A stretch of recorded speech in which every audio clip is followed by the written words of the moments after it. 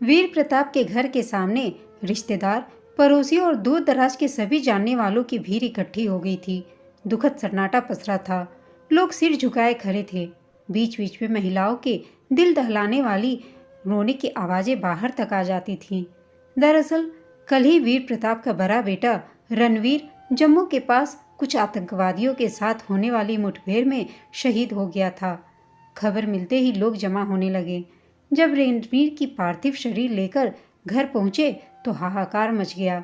एक और शहीद रणवीर की जय जयकार से आसपास का सारा इलाका गुंजित हो रहा था, तो दूसरी ओर उसके पार्थिव शरीर को देखते ही घर में रुद्र चीख पुकार का दृश्य दिल दहला रहा था।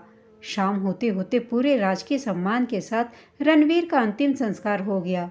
घर में गहरी उदासी छाई थी।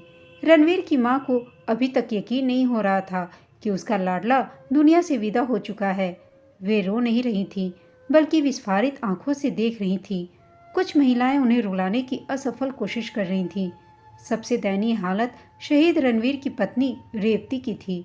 रेवती सिर्फ 3 वर्षों पहले ही इस घर में सजीले रणवीर की बहू बनकर आई थी। राजपूती कदकाठी, चेहरे पर नूर, आंखों में अथाह मस्ती भरी थी। इन्हीं गुणों को देखकर रणवीर ने पहली बार देखने पर ही विवाह की हामी भर दी थी। दान दहेज न मिलने की आशंका पहले से ही थी। रेवती पितृविहीन थी। घर में माँ और छोटा भाई था। रेवती के बहू बनकर आते ही घर में उजाला सा हो गया। रणवीर 2 महीने की छुट्टी पर आता। घर में रौनक हो जाती थी।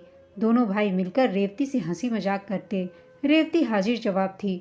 उसके खुश मिजाज स्वभाव से सारा घर गुलजार रहता। वही रेवती आज पति की मृत्यु के गहरे आघात से बेहोश पड़ी थी। विवाह के कुछ ही समय बाद रणवीर चला गया। रेवती ने ससुराल में बड़ी बहू की जिम्मेदारी की बड़ी कुशलता से संभाला था। रणवीर साल में 1 या 2 बार आता। परिवार को साथ नहीं रख सकता था, इसलिए रेवती ससुराल में ही रही। जिस रेवती के रूप श्रृंगार से सारा घर दमकता था, उसी श्रृंगार को उजाड़ने के लिए रूढ़िवाद समाज डट कर खड़ा हो गया। रिश्ते नाते पड़ोस की महिलाएं बेहोश रेवती को पानी डाल डालकर होश में ला रही थीं। उनमें से कुछ बड़ी बेदर्दी से उसकी चूड़ियां तोड़ने, मांग का सिंदूर, बिंदी मिटाने, मंगलसूत्र, पायल और बिछुए से जैसी सुहाग की निशानियां उतारने के लिए बड़ी तत्परता से जुटी थी। रेवती के ऊपर अमानवीय अत्याचार इस पढ़े लिखे समाज के सामने होते रहे, परंतु कहीं से कोई विरोध का स्वर नहीं उठा। देखते देखते चौथे की बैठक भी हो गई। थोड़ी सी जय जयकार करवाकर बेचारा रणवीर पत्नी को निसंतान छोड़कर दुनिया से चला गया। पीछे अनेक ज्वलंत समस्याएं रह गईं, जो अभी पत्नी और परिवार वालों को सुलझानी शेष थी। हर साल देश में आतंकवाद के नाम पर नक्सलवादियों के हमलों में निर्दोष जवान शहीद होते हैं। चंद दिनों की जय जयकार कर समाज उन्हें भुला देता है और उनके परिवारों को असहाय हाल में छोड़ दिया जाता है। उनको किन किन संकटों से गुजरना पड़ता है, यह तो उनकी विधवाएं या परिवार ही जानते हैं। परिवार वाले क्या क्या कुर्बानियां देते हैं, यह कोई नहीं जानता। रेवती के इस उजड़े रूप को देखना सभी के लिए मुश्किल था। सहसा देखकर विश्वास नहीं होता कि यह वही रेवती है जो राजस्थान की परंपरागत पोशाक लहंगा चुनर जो चटकीले रंगों के होते हैं, लाख की चूड़ियां, माथे पर बोरला, पैरों में पायल पहने छमछम करती घर में घुमा करती थी। अभी 2 महीने पहले ही तो रणवीर के छोटे भाई राजवीर की शादी में कितना नाची थी। सारे रिश्तेदार देखते ही रह गए। कभी घूम घूम कर पद्मावती की तरह नाचती, तो कभी मोरनी भागा में बोल आधी रात में गाने की धुन पर नाचती। रणवीर की पीप पकड़कर साथ नाचने के लिए बाध्य करती। रोशनी से नहाई कोठी आज रणवीर की शहादत के बाद अंधेरे में डूबी सी उदास खड़ी थी। कुछ दिनों बाद दुनिया पहले की तरह चलने लगी। राजवीर का ऑफिस उसी शहर में था। उसने ऑफिस जाना शुरू कर दिया। देवरानी भी एक स्कूल में लग गई। रेवती को कुछ समय के लिए मायके भेज दिया गया। मायके में माँ और भाई भाभी ही थे। मायके में जाकर रेवती का मन और व्यथित हो गया। रणवीर के साथ या राखी भाई दूज पर जब वह मायके आती तो माँ भाई भाभी मानो बिछ बिछ कर जाते। पूरे सज धज में जब वह आती तो मोहल्ले के लोग भी उसको देखकर रश्क करते। माँ बचाई जमा पूंजी से अच्छी खातिर करने की कोशिश करती। रेवती सबके लिए उपहार और मिठाई लेकर जाती, लेकिन इस बार हालत बदल चुकी थी। रेवती का ऐसा उजरा रूप, मुख पर गहरी उदासी देखी नहीं जा रही थी। उसके मायके में पहुंचते ही एक बार फिर रुदन विलाप के स्वर गूंजे। बहुत नज़दीकी पड़ोस वाले भी आकर जमा हो गए। कुछ महिलाएं आत्मीयता और सहानुभूति दिखाने के लिए स्वर में स्वर मिलाकर रोने लगीं। कुछ पड़ोसिनें तो बजाय रेवती को दिलासा देने के उसके बुरे समय के किस्से कहने लगी। कुछ देर बाद मातम को आई महिलाओं को हाथ जोड़ते हुए विदा किया गया। रेवती एक मूर्ति की तरह अधर सिर झुकाकर बैठी थी। मायके में कुछ दिन निकल गए, पर अब रेवती को अपने प्रति सबका बदला हुआ व्यवहार महसूस होने लगा। माँ की डोर भी भाई भाभी के हाथ में थी। विधवा बेटी के लिए कुछ नहीं कर पाती। उधर भाभी का फुसफुसाते हुए उसके बारे में बातें करना वह कितनी बार सुन चुकी थी। जब भाभी तैयार होकर घूमने या किसी आयोजन में जाती तो रेवती से छिपकर निकलती। माँ भी इशारों इशारों में रेवती को संकेत दे चुकी थी कि शुभ अवसरों पर कमरे के अंदर ही बैठना। रेवती का मन अब मायके से उचाट हो गया था। जाए तो जाए कहाँ? जब तक ससुराल से कोई बुलाए नहीं, वहाँ भी तो नहीं जा सकती। एक दिन अचानक देवर लेने आ गया। उसे कुछ तसल्ली हुई। दरअसल रणवीर के ऑफिस में कुछ जरूरी कागजात पर साइन करवाने के लिए रेवती को बुलाया गया था। रेवती उसी दिन ससुराल के लिए लौट गई। माँ या भाई भाभी किसी ने भी उसे दोबारा आने को नहीं कहा। रेवती का दिल अंदर ही अंदर टुकड़े टुकड़े हो गए। इसी मायके के लिए वह कैसी उतावली रहा करती थी। ससुराल में भी जाकर मन को शांति न मिली। 3-4 दिन ससुर के साथ रणवीर के ऑफिस जाने के में बीत गए। जो पैसा मिला उसकी रेवती के नाम की एफडी बनवा दी गई। पहले सास और बहू मिलकर घर के काम पूरे कर लिया करती थी। शाम को देवरानी भी साथ देती थी, लेकिन अब सास एकदम कमजोर हो गई थी। बातचीत भी कम ही करती।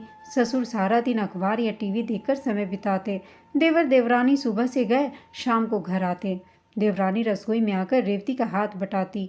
वह अपनी स्कूल की दिनचर्या, सहकर्मियों के साथ की गई बातचीत, बच्चों की मासूम शरारतों के बारे में बताती रहती। रेवती के पास तो कुछ भी नहीं होता बताने को। वह मन मसोस कर काम में लगी रहती। सोचती एक बच्चा ही होता तो जिंदगी कट जाती। अब सास तो शारीरिक कमजोरी की वजह से कहीं आती जाती न थी। घर में ही सोच में पड़ी रहती। किसी विशेष दिन या त्योहार पर रेवती ही परिवार की ओर से मंदिर में चढ़ावा, दान आदि देने जाने लगी।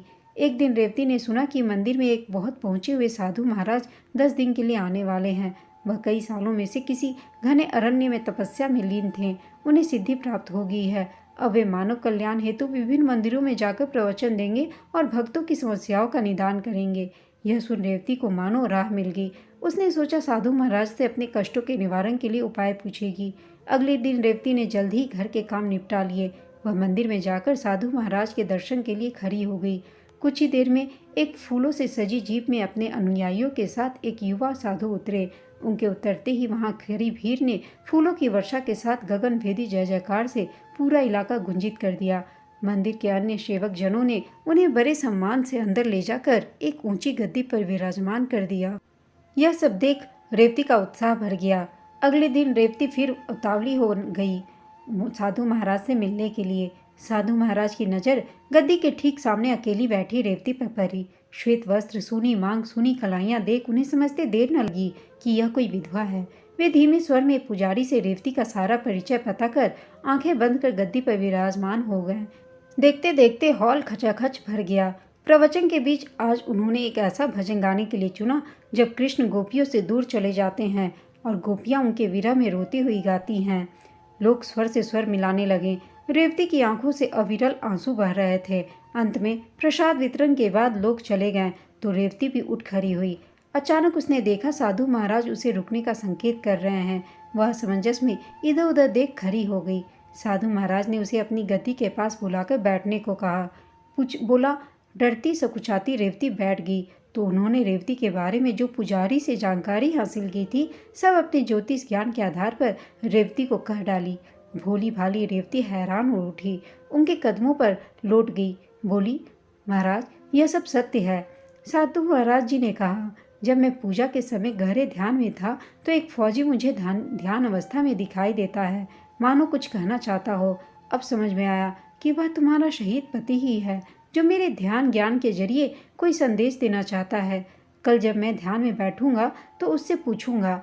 भोली भाली रेवती उसके शब्दों जाल में फंसती गई। रेवती ने साधु के पैर पकड़ लिए। बोली, महाराज मेरा कल्याण करो। साधु महाराज ने उसे हिदायत दी। देवी ध्यान रखना, यह बात हमेशा गुप्त रखना वरना मेरी ध्यान शक्ति कमजोर पड़ जाएगी। मैं फिर तुम्हारे लिए कुछ न कर पाऊंगा। जाओ अब घर जाओ। प्रसाद लेकर रेवती घर पहुंची। उसने सास ससुर को बड़े आदर से खाना परोसा। रणवीर की शहादत के बाद वह अवसाद की ओर चली गई थी। अब खुद ही उससे निकलने लगी। इसका कारण मंदिर जाना, पूजा पाठ में मन लगाना ही समझा गया। दिन बीतते जा रहे थे। एक दिन प्रवचन के बाद साधु महाराज ने एकांत में रेवती को बुलाया और कहा, मुझे साधना के दौरान तुम्हारे पति ने दर्शन दिए। उसने कहा कि मैं रेवती को इस तरह अकेला असहाय अवस्था में छोड़ आया था। अब मैं फिर उसी घर में जन्म लेकर रेवती का दुख दूर करूंगा। परम मूर्खा और भावुक रेवती पाखंडी साधु महाराज की बातें सुनकर आंसुओं में मैं डूब गई। साधु महाराज ने आगे कहा, पर इसके लिए उसे दोबारा उसी घर में जन्म लेने से बुरी शक्तियां रोक रही हैं। उसके लिए मुझे बड़ी पूजा, यज्ञ, साधना करनी पड़ेगी। इस सब के लिए बहुत धन की जरूरत है, जो तुम जानती हो हम साधु योगियों के पास नहीं होता। अगर तुम कुछ मदद करो तो तुम्हारे पति का पुनर्जन्म लेना संभव हो सकता है। यह सुन रेवती गहरी सोच में डूब गई। रेवती को इस तरह चुप देख साधु बोले, नहीं नहीं, इतना सोचने की जरूरत नहीं। अगर नहीं है तो रहने दो। मैं तो तुम्हारे पति की भटकती आत्मा की शांति के बारे में सोच रहा था। रेवती को पता था कि 4-5 हजार रुपये तो उसकी अलमारी में रखे हैं। फिर खानदानी गहने जो देवर की शादी के समय निकाले थे, कुछ व्यस्तता और बाद में रणवीर की मृत्यु के बाद किसी को बैंक में रखवाने की सुध-बुध न रही। रेवती ने सोचा, पति ही नहीं तो गहने किस काम के। यह सोचकर बोली, महाराज रुपये तो नहीं पर कुछ गहने हैं, वह ला सकती हूँ क्या? मक्कार सन्यासी बोला, अरे जेवर से तो बहुत दिक्कत हो जाएगी, पर क्या करूँ, तुम्हें असहाय भी नहीं छोड़ना चाहता। चलो कल सवेरे 8 बजे यहाँ से प्रस्थान करूँगा। तुम्हें जो देना है चुपचाप यहीं दे जाना। रेवती पूरी रात करवट बदलती रही। उसे सवेरे का इंतजार था। उसने रात को ही एक गुत्थी नुमा थैली में सारे गहने और 4,000 रुपये रख लिए थे। वह पाखंडी साधु महाराज से इतना प्रभावित थी कि इसका सब परिणाम क्या होगा एक बार भी उसने नहीं सोचा। सवेरे उठकर जल्दी से काम पूरा कर साधु को विदा देने मंदिर पहुंच गई। साधु महाराज जीप में बैठ गए तो रेवती घबरा गई। वह बिना सोचे समझे भीड़ को चीरती हुई जीप के पास पहुंची और पैरों में पोटली रख पैर छूकर बाहर निकल गई। रेवती भी भीड़ में धक्के खाती अंदर जा श्रद्धालुओं के साथ साधु महाराज के सामने नीचे बिछी दरी पर जा बैठी। एक लोटा ताज़ा जूस पीकर साधु महाराज ने अपना प्रवचन देना आरंभ कर दिया। बीच बीच में वे भजन भी गाते जिसमें जनता उनका अनुकरण करती। रेवती तो साधु महाराज के बिल्कुल सामने बैठी थी। वह तो ऐसी मंत्रमुग्ध हुई कि आंखों से अविरल आंसू बह निकले। प्रसाद ले अभिभूत सी घर पहुंची। बहुत दिनों बाद आज न जाने कैसे वह सास ससुर से बोली, आप दोनों का खाना लगा दूं? दोनों ने हैरानी से हामी भर दी। रणवीर की मृत्यु के बाद रेवती एकदम चुप हो गई थी। घर में किसी से बात न करती, बेमन से खाना बनाकर अपने कमरे में चली जाती। देवर देवरानी अपने काम पर चले जाते। दोपहर को ससुर कांपते हाथों से खाना गर्म कर पत्नी को देते और खुद भी खा लेते। रेवती बहुत कम खाना खाती, कभी फल कभी दही या छाछ पीकर रह जाती। उसकी भूख तो मानो खत्म हो गई थी। आज उसने खाना गर्म किया और दोनों को थालियां लगाकर दिया। यहाँ नहीं, पास बैठ मंदिर में प्रवचन सुनने के बारे में भी बताने लगी। सास ससुर दोनों ने सांत्वना की सांस ली। चलो अच्छा हुआ बहू का किसी और तो ध्यान गया। वे इतने नए एवं उच्च विचारों के नहीं थे कि बहू की दूसरी शादी के बारे में सोचते अथवा आगे पढ़ाई करवाने की सोचते। राजस्थान के परंपरागत रूढ़िवादी परिवार के थे, जो इतना जानते थे कि पति की मृत्यु के साथ उसकी पत्नी का जीवन भी खत्म हो गया। पति की आत्मा की शांति हेतु आए दिन व्रत अनुष्ठान चलते रहे। बहू का पूजा पाठ में रुझान देखकर दोनों ने उसकी प्रशंसा करते हुए रोज समय पर मंदिर जाने की सलाह दी। कुछ दिनों बाद ही एक दिन देवरानी को चक्कर और उल्टियां आ रही थी। डॉक्टर ने मुआयना करके 2 माह के गर्भ की सूचना दी। घर में थोड़ी सी खुशी की लहर दौड़ गई। रेवती की खुशी का तो ठिकाना न रहा। वह समझी साधु की साधना का फल है। वह दिन रात देवरानी की सेवा में लग गई। सभी संतुष्ट थे। 9वें महीने में रेवती की देवरानी नीता ने एक सुंदर बेटे को जन्म दिया। घर में छाई मुर्दनी धीरे धीरे तिरोहित होती गई। जहाँ तक रेवती का सवाल था, उसमें अलग सा परिवर्तन आ गया। अब देवरानी से उसका ध्यान हटकर सारा ध्यान बच्चे की ओर लग गया था। नीता को भी देखभाल की जरूरत थी। रेवती सारा दिन बच्चे को गोद में लिए बैठी रहती। कभी मालिश करती, कभी स्नान करवा के डिटॉल में उसके कपड़े धोकर डालती। बच्चा दूध के लिए रोता तो जाकर नीता को दे देती। नीता को अब खलने लगा था। नीता ने 6 महीने की मैटरनिटी लीव ले रखी थी। अब वह चलने फिरने लगी थी। अपने बच्चे का काम करना चाहती थी, पर रेवती उसे मौका नहीं देती। किचन का काम अधूरा पड़ा रहता। चाय नाश्ता लंच का कुछ समय न रहा। सबकी प्रश्नवाचक निगाहें रेवती पर उठने लगी। कुछ समय तो परिवार वाले रेवती में आए इस बदलाव का कारण जानने की कोशिश करते रहे, लेकिन किसी नतीजे पर न पहुंच पाए। मान लिया नवजात बच्चे के काम कर उसे संतुष्टि मिलती थी, पर अब वह अपनी देवरानी नीता के मां बनने की खुशियों में बाधा बन रही थी। एक दिन तो हद ही हो गई। रेवती किचन का सारा काम अधूरा छोड़ बच्चे को ले मंदिर चली गई। बच्चा भूख के मारे रोने लगा, पर वह पूरे मंदिर परिसर की परिक्रमा करती रही। नीता नहा कर निकली तो बच्चा नदारद था। वह घबरा गई। सभी लोग रेवती और बच्चे को खोजने लगे। करीब आधे घंटे बाद रेवती भूख से बिलबिलाते रोते बच्चे को लेकर जब घर आई तो नीता, जो सदैव जेठानी की इज्जत करती थी, उनके ऊपर हुए वैधव्य के वज्रपात के कारण ऊंची आवाज में बात न करती थी, गुस्से में फूट पड़ी। उसने रेवती के गोद से बच्चे को छीनते हुए खरी खोटी सुना डाली। रेवती को यह उम्मीद न थी। वह स्तब्ध रह गई। नीता ने चिल्लाकर कहा कि आज के बाद आप मेरे बच्चे को हाथ नहीं लगाएं। यह सुन रेवती के दिमाग में पाखंडी साधु की बात याद आ गई कि जब तुम्हारा पति पुनर्जन्म लेगा तो बहुत लोग उसे तुमसे दूर करने का प्रयास करेंगे। तुम हिम्मत न हारना। अब रेवती का दिमाग गुस्से से भर गया। वह चिल्लाने लगी, किसका बच्चा? कौन सा बच्चा? यह बच्चा मेरे पति रणवीर हैं, जिन्होंने इस घर में पुनर्जन्म लिया है। यह मेरा बच्चा है और मेरा रहेगा। यह कहकर बच्चे को छीनने लगी। घर वालों ने बड़ी कठिनाई से दोनों को अलग अलग किया। साधु महाराज ने तो उसे हिदायत दी ही थी कि देवी, ध्यान रखना, यह बात हमेशा गुप्त रखना, वरना मेरा ज्ञान ध्यान शक्ति कमजोर पड़ जाएगी। मैं फिर तुम्हारे लिए कुछ न कर पाऊंगा। जाओ, अब घर जाओ। सारे परिवार में खलबली मच गई। सब नीता को समझाने लगे, रेवती की ओर से माफ़ी मांगने लगे। नीता समझदार लड़की थी। वह ससुराल वालों की आज्ञा का अवहेलना नहीं करना चाहती थी, सो चुप्पी लगा गई। रेवती नीता की इस घोषणा से सतर्क हो गई। उसके दिमाग में साधु ने जो बातें भरी थी वे घर कर बना चुकी थी। रात रात भर वह गहरी सोच में डूबी रहती। उसके दिमाग में एक अजीब सी हलचल शुरू हो गई। वह दिमागी रुग्णता का शिकार हो गई। एक दिन सास ससुर किसी आयोजन में गए हुए थे। राजवीर, रेवती का देवर, ऑफिस गया था। नीता बच्चे को पालने में सुलाकर नहाने चली गई। रेवती ने मौका पाकर एक बैग जो पास में था उसमें बच्चे को एक चादर में लपेटकर दबे पांव घर से निकल गई। उसे स्वयं पता नहीं था कि कहाँ जाना है। सामने जाते हुए ऑटो को रोक स्टेशन चलने को कह दिया। स्टेशन आने पर हरिद्वार का टिकट ले लोगों से पूछती पाछती प्लेटफॉर्म नंबर 2 पर चली गई। उसने साधु महाराज के मुंह से हरिद्वार ऋषिकेश का नाम बार बार सुना था। उधर नीता ने जब घर में बच्चे और रेवती को न देखा तो उसे रेवती की सारी योजना समझ आ गई। उसने बिना समय गंवाए पुलिस स्टेशन जाकर बच्चे और रेवती को फोटो देकर सारी बात बताई।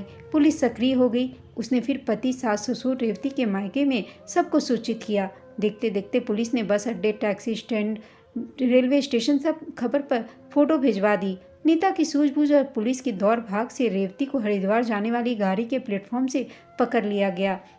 रेवती ने पुलिस को देख हंगामा किया। वह किसी तरह भी बच्चा सौंपने को तैयार नहीं थी। उसने एक ही रट लगा रखी थी कि यह मेरा रणवीर है। साधु महाराज की तपस्या के बल पर मुझे वापस मिला है। जबरन लेडी कांस्टेबल ने बच्चे को उसकी पकड़ से छुटकारा दिलवाया। रेवती प्रलाप करते हुए बेहोश हो गई। लगभग 1 महीने तक रेवती का मानसिक रोगों के अस्पताल में इलाज हुआ। डॉक्टर की स्नेहपूर्ण काउंसलिंग से उसे वास्तविकता से रूबरू करवाया गया। धीरे धीरे उसे अपनी नासमझी का भान हुआ। ससुराल वालों को जब रेवती द्वारा गहने देने की बात पता चली तो सब स्तब्ध रह गए। रेवती की नाजुक हालत को देखकर वे सब खून की घूंट पीकर रह गए। राजवीर ने मंदिर जाकर उस पाखंडी साधु की काली करतूत से सबको अवगत कराया। किसी के मोबाइल में साधु के प्रवचन करते समय की फोटो थी। उसने प्रिंट आउट निकलवा पुलिस स्टेशन में देकर गहने लूटने की घटना बनाकर रिपोर्ट लिखवाई। पुलिस एक बार फिर अपने काम में जुट गई। अब रेवती बहुत शर्मिंदा थी। वह नए सेशन में एडमिशन लेकर आगे पढ़ना चाहती थी। इसके लिए उसने डरते डरते सास ससुर से कहा। वे दोनों पहले ही उसकी नासमझी से नाखुश थे। पहले तो उन्होंने गहने गंवाने के कारण रेवती को खरी खोटी सुनाई। उसके बाद कॉलेज में एडमिशन की मांग को सिरे से खारिज कर दिया। रेवती एक बार फिर निराशा के अंधकार में डूब गई। उस दिन छुट्टी होने के कारण राजवीर घर पर ही था। रेवती का पढ़ाई का प्रस्ताव रखना, माता पिता द्वारा खारिज करना, यह सब बातें राजवीर सुन रहा था। वह नए जमाने के क्रांतिकारी विचारों का युवक था। रणवीर केवल उसका भाई ही नहीं वरन पक्का दोस्त भी था। उसे यह सब नागवारा गुजरा। वह रेवती भाभी की पीड़ा और अकेलेपन से वाकिफ था। वह भाभी के भविष्य को सुधारने के लिए कुछ करना चाहता था। अचानक ऐसा संयोग बना कि उसे रेवती को इस घोर निराशा से बाहर निकलने का मौका हाथ लग गया। राजवीर का एक दोस्त समीर था, जिसकी पत्नी अचानक प्रसव के समय एक प्यारी सी बच्ची को जन्म देकर चल बसी। पति पर तो दुख और मुसीबत का मानो पहाड़ ही टूट गया। घर में कोई न था जो बच्ची को संभाल लेता। बच्ची को जब तक कोई संभालने वाला न मिल जाता, नर्स उसे संभाल रही थी। उसने दोस्त से अपनी रेवती भाभी के लिए पूछा। दोस्त समीर ने तुरंत हामी भर दी। वह राजवीर का शुक्रिया करने नहीं थक रहा था, पर इसमें भी राजवीर को एक आशंका थी कि रेवती को उस बिना माँ की बच्ची को संभालने की अनुमति उसके रूढ़िवादी माता पिता की ओर से मिलेगा भी या नहीं। दूसरी समस्या यह थी कि रेवती और उसके परिवार को बच्ची को संभालने के लिए समीर के घर जाकर रहना मान्य होगा या नहीं। पहली समस्या का हल तो निकल गया। रेवती को बच्ची संभालने की अनुमति तो मिल गई, पर रेवती और परिवार के समीर के घर जाकर रहना मान्य नहीं था। माता पिता की त्योरियां में बल पड़ गया। राजवीर को भी खरी खोटी सुननी पड़ी। खैर, रेवती बच्ची को लेकर आ तो गई, पर घर के कामों के चलते बच्ची को संभाल नहीं पा रही थी।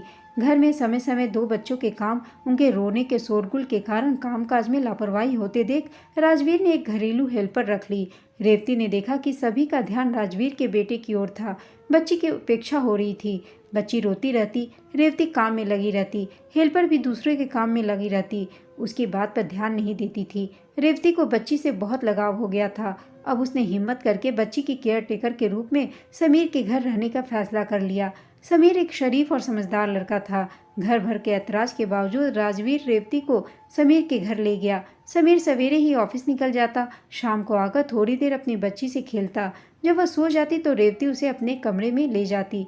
रेवती के कुशल हाथों ने समीर के अस्त व्यस्त घर को संभाल लिया। बच्ची को पिता का भी भरपूर प्यार मिलने लगा। रेवती संतुष्ट थी। वह दिल की गहराइयों से बच्ची को प्यार करने लगी। देखते देखते बच्ची 5 साल की हो गई। बच्ची के 5वें जन्मदिन पर राजवीर ने समीर से मिलकर एक योजना बनाई।